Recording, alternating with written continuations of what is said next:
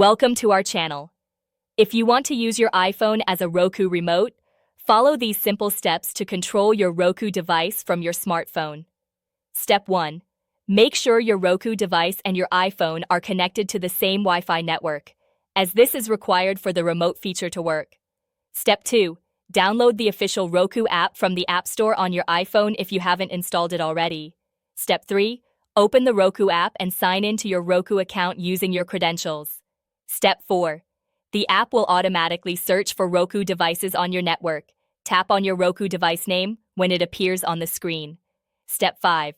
If prompted, enter the code displayed on your TV screen to pair your iPhone with your Roku device. Step 6. Once connected, you'll see a remote control interface at the bottom of the app with standard navigation buttons, volume controls, and a keyboard option. Step 7.